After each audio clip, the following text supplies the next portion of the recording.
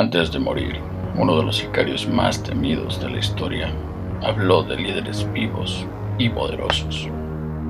Hoy esas palabras cobran vigencia en un acontecimiento sin precedentes: la captura de Nicolás Maduro por parte de los Estados Unidos. ¿Qué conexión existe entre un asesino de los 80s y la política criminal del siglo XXI? Señor Diosdado Cabello, de bandido a bandido, los norteamericanos tarde que temprano llegarán por usted, porque usted es el jefe del cartel de los soles, el jefe del cartel de los soles. Una ciudad nocturna, calles de adoquines bajo farolas amarillas.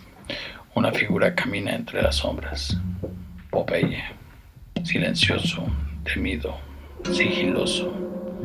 Medellín, 1980. No era una ciudad, era un campo de batalla. El eco de motores, de voces, de órdenes y de miedo llenan el aire. John Jairo Velázquez creció en los duros barrios de Colombia. No nació sicario, pero se transformó en uno. Desde adolescente, los caminos de pobreza y violencia se tejieron en su destino.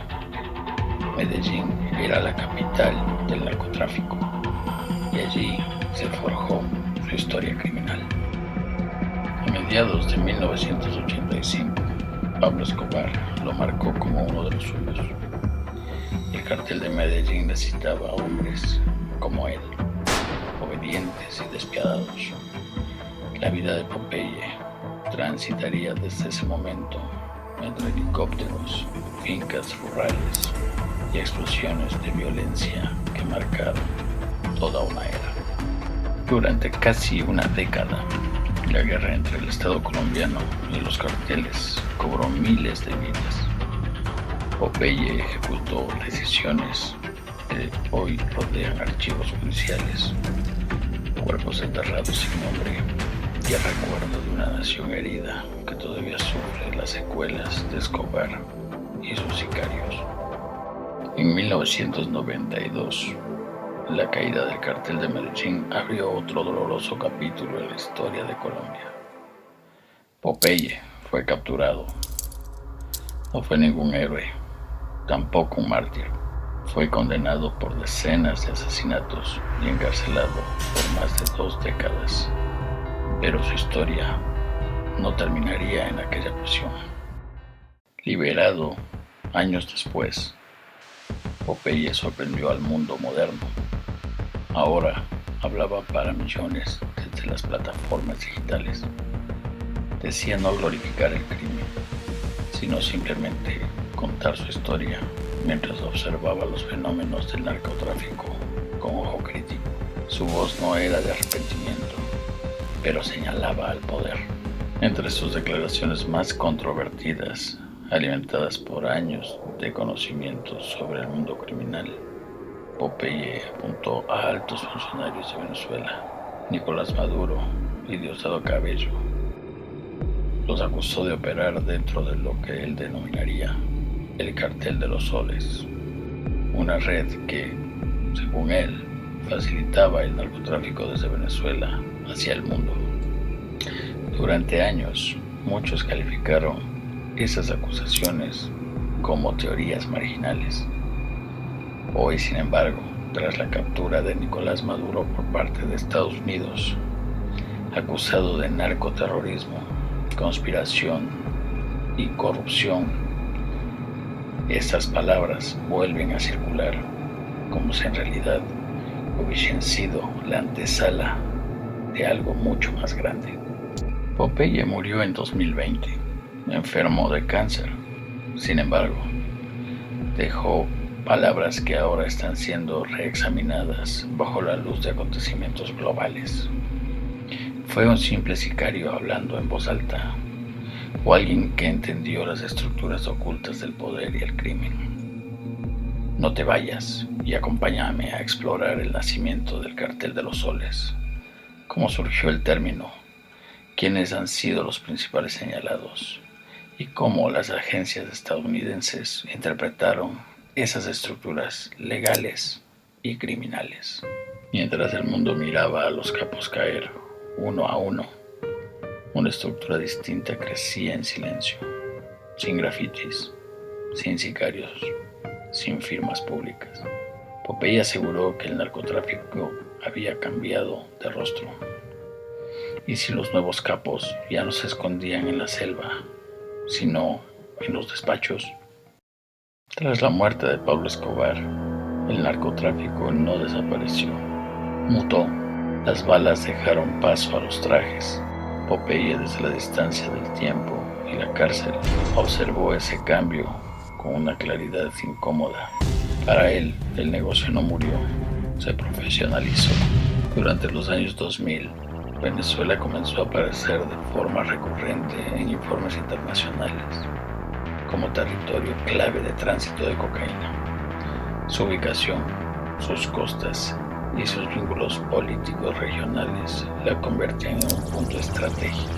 Popeye señalaba que ahí no operaban soldados del crimen, sino estructuras bien organizadas. La idea de que existiera una organización denominada como el Cartel de los Soles no surgió en redes sociales, sino en investigaciones judiciales.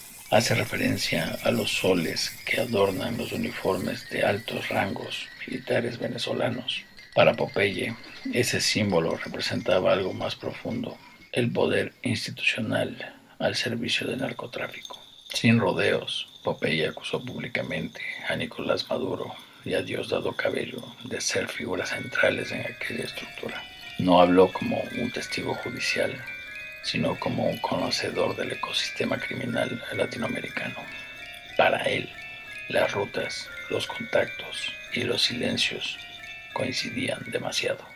Años después, el Departamento de Justicia de los Estados Unidos presentó acusaciones formales contra altos funcionarios venezolanos que incluían a Maduro y a Cabello por presuntos delitos de narcotráfico, narcoterrorismo y conspiración. Las palabras de Popeye volvieron a circular, pero ahora en otro contexto. El cartel de Se Busca es gravísimo para cualquier persona que está en fuga. Las recompensas ofrecidas por información, los expedientes abiertos y las sanciones internacionales reforzaron la narrativa de que algo se investigaba seriamente. No existían sentencias todavía, pero sí señales. Popeye había muerto, pero su relato seguía activo. En las últimas semanas, nuevas acciones judiciales, operativos diplomáticos y movimientos sin precedentes frente a las costas venezolanas por parte de la naval de los Estados Unidos reavivaron el debate internacional sobre el liderazgo venezolano. Sin resoluciones definitivas, el escenario volvió a colocar en primer plano aquello que Popeye había advertido años atrás. Popeye no fue un héroe, tampoco un justiciero. Por el contrario, fue parte del horror. Pero sus acusaciones obligan a una pregunta incómoda. ¿Puede una verdad parcial provenir de una fuente moralmente cuestionable? El documental no absuelve, pero tampoco ignora. Si el narcotráfico mutó hacia estructuras políticas, ¿cómo se combate algo que se disfraza de legalidad? ¿Qué sabía realmente Popeye? ¿Y qué parte de su relato coincide con las investigaciones actuales? ¿Quieres conocer la respuesta? Entonces quédate y nos adentraremos en la transformación personal de Popeye, su relación con la culpa, la exposición mediática y el legado incómodo que dejó antes de morir. El sicario que ejecutó órdenes sin preguntas terminó haciendo preguntas que incomodaron a todos.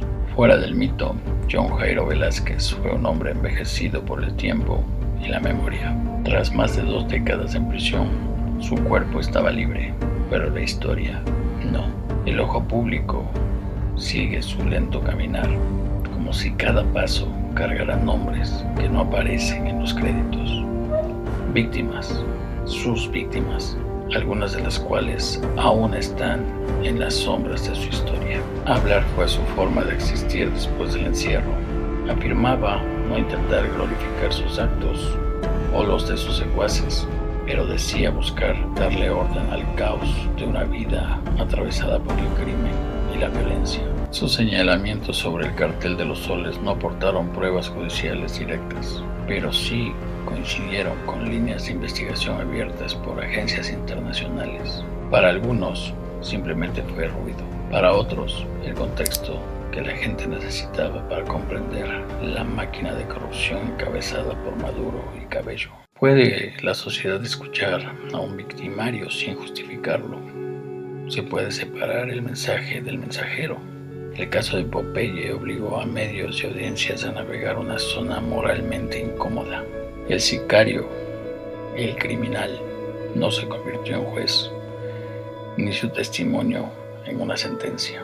Pero en un continente marcado por el narcotráfico, ignorar las voces incómodas también tiene un costo. La historia no termina aquí, continúa en los tribunales norteamericanos y en el dolor de los millones de venezolanos exiliados, los presos de los que no se conoce su paradero o estado de salud, las memorias colectivas que aún buscan la verdad. Escuchar sin creer puede ser el inicio de un análisis que nos acerque a la verdad.